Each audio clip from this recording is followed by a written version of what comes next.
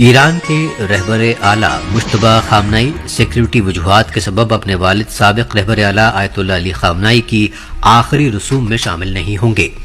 भारत में मौजूदा लीडर के नुमाइंदे आयतुल्लाह हकीम इलाही के मुताबिक खतरात और नजर रखे जाने के खदशात के सबब उनका शामिल होना गैर महफूज हो सकता है। इससे कबल बुध के रोज ईरान के वजीर खारजा सैयद अब्बास अराक्ची ने अमरीका को शदीद वार्निंग जारी की। सोशल मीडिया की एक पोस्ट पर उन्होंने कहा कि अमरीकी सदर डोनाल्ड ट्रंप पर उन्होंने जोर दिया कि वो अपने करीबी इत्तेहादी इसराइल से ईरान को धमकाने से गुरेज करने को कहें। इसराइल के वज़ीर दिफा इसराइल कात्स की जानिब से ये कहे जाने के बाद कि ईरान के रहबर आला मुश्तबा खामनाई की मौत यकीनी है, ईरान के वज़ीर खारजा ने सख्त रद्द-ए-अमल जाहिर किया था। उन्होंने कहा कि ईरानी क़यादत को किसी भी खतरे का शदीद जवाब दिया जाएगा। ईरान और इराक में 4 से 9 जुलाई तक साबिक रहबर आला आयतुल्लाह अली खामनाई की आखिरी रसूम अदा की जाएंगी।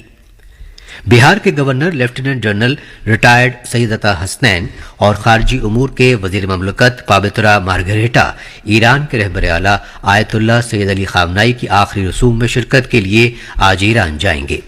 वजारत खारजा ने कहा है कि आखिरी रसूम में उनकी मौजूदगी तहजीबी राब्तों की अहमियत को उजागर करती है, जो अवाम से अवाम के दरमियान राब्तों समेत दोनों मुल्कों के माबैन सियासी और इक़्तिसादी राब्तों को एक मुस्तहकम बुनियाद फराहम करेगी।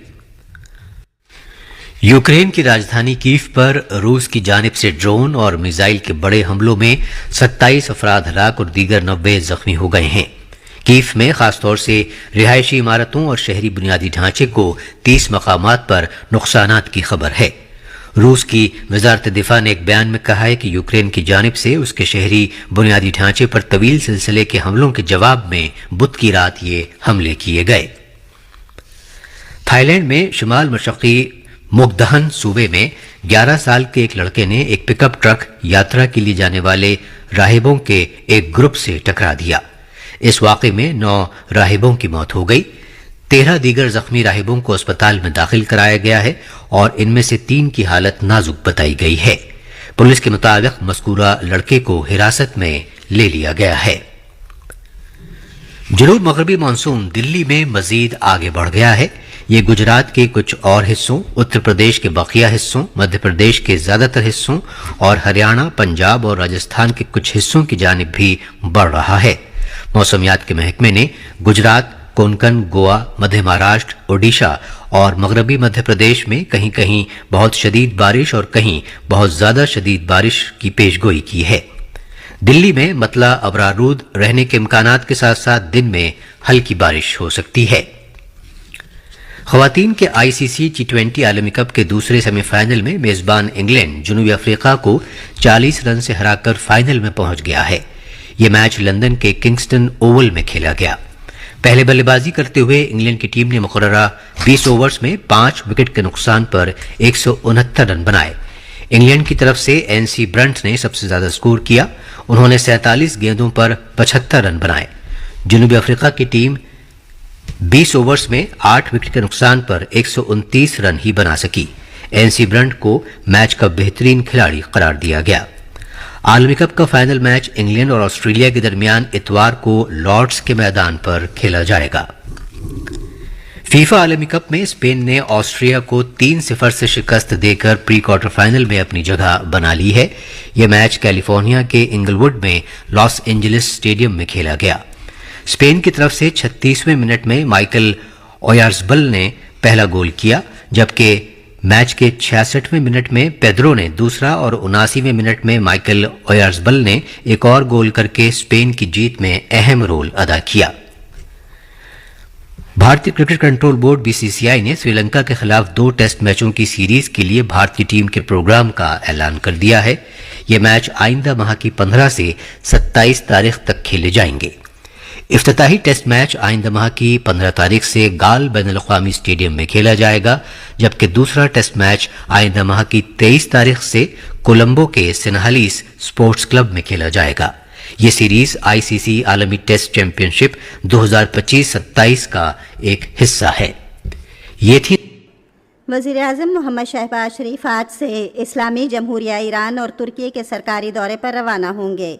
नायब वज़ीर आज़म इसहाक डार वफाकी काबीना के दीगर वज़रा और आला सरकारी हुक्काम वज़ीर आज़म के हमरा होंगे। وزیر اعظم پہلے ایران جائیں گے، جہاں وہ مرحوم رہبر اعلیٰ آیت اللہ علی خامنائی کی آخری رسومات میں شرکت کریں گے۔ وزیر اعظم پاکستان کی حکومت اور عوام کی جانب سے ایرانی قیادت اور سوگوار خاندانوں سے تعزیت کریں گے اور اس دکھ کی گھڑی میں برادر ملک کے ساتھ مکمل یکجہتی کا اظہار کریں گے۔ اس کے بعد وزیر اعظم شہباز شریف ترکی کے صدر رجب طیب اردوان کی دعوت پر استنبول جائیں گے۔ دورے کے دوران دونوں رہنما پاکستان اور ترکی کے درمیان تعلقات کے تمام اہم شعبوں پر بات کریں گے، جس میں خاص طور پر دونوں ممالک کے درمیان تجارت اور سرمایہ کاری بڑھانے کے طریقوں پر غور کیا جائے گا۔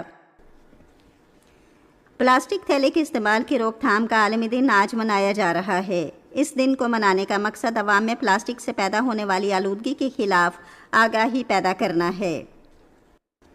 محکمہ موسمیات کی پیشگوئی کے مطابق آئندہ 12 گھنٹوں کے دوران کشمیر، بالائی خیبر پختونخوا، شمال مشرقی پنجاب اور گلگت بلتستان میں تیز ہوائیں چلنے اور گرج چمک کے ساتھ بارش متوقع ہے۔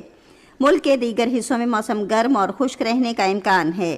آج صبح ریکارڈ کیا گیا بعض بڑے شہروں کا درجہ حرارت: اسلام آباد 27 ڈگری سینٹی گریڈ، لاہور اور کراچی 30، پشاور 28، کوئٹہ اور گلگت 25، مری 16 اور مظفر آباد 23 ڈگری سینٹی گریڈ۔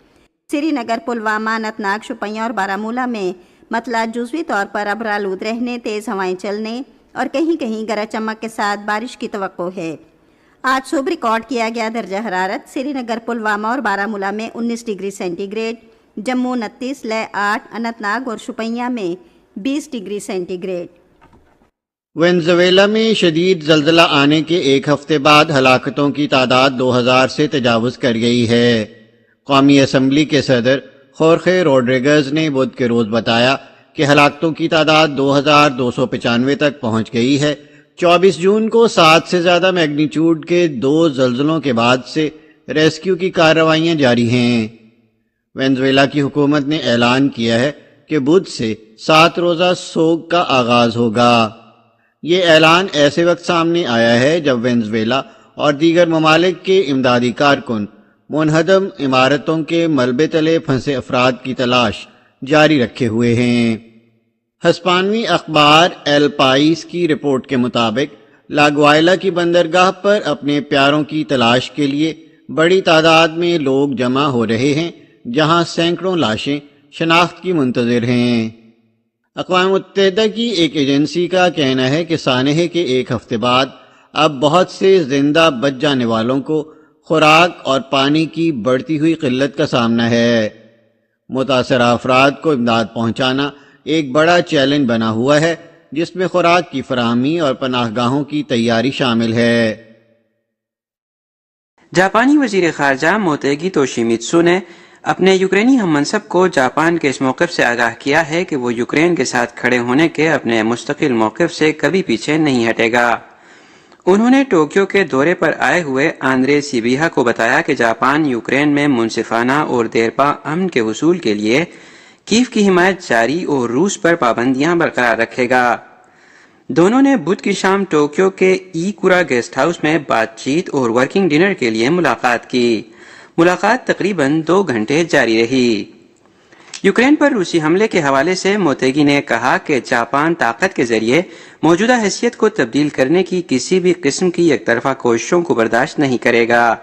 انہوں نے یوکرین میں بحالی اور تعمیر نو کے مقصد سے پبلک پرائیویٹ پارٹنرشپ امداد پر کام جاری رکھنے کے لیے آمادگی ظاہر کی۔ انہوں نے کہا کہ جاپان عالمی ثقافتی ورثہ مقام کیف پچرسک لاورا خانقاہ کی بحالی کے لیے یونیسکو کے توسط سے امداد فراہم کرے گا، جسے روسی حملوں سے نقصان پہنچا تھا۔ دونوں وزراء نے بعد ازاں نوجوان سرکاری ملازمین کی صلاحیتوں کے فروغ کے لیے گرانٹ امداد کے منصوبے سے متعلق یادداشتوں پر دستخط کیے اور ان کا تبادلہ کیا۔ جاپان کی حکومت کا کہنا ہے کہ اس نے ایران کے تنازع کی وجہ سے قیمتوں میں اضافے کو روکنے کے لیے مئی میں ایندھن کی سبسڈی قیمت میں تقریباً 290 بلین ین یعنی قریب 1.8 بلین ڈالر خرچ کیے ہیں۔ ان میں تیل کے تھوک فروشوں کو ریگولر پیٹرول کے لیے دی جانے والی سبسڈی شامل ہے۔ اس کا مقصد ملک بھر میں پیٹرول پمپوں پر تیل کی فی لیٹر اوسط قیمت کو تقریباً 170 ین یا $1 سے معمولی زیادہ پر رکھنا ہے۔ اسی طرح کی مالی امداد ڈیزل، ہیوی آئل اور مٹی کے تیل کے لیے بھی مختص کی گئی ہے، جبکہ حکومت جیٹ فیول پر پیٹرول کے ریٹ کے 40% کے برابر سبسڈی دے رہی ہے۔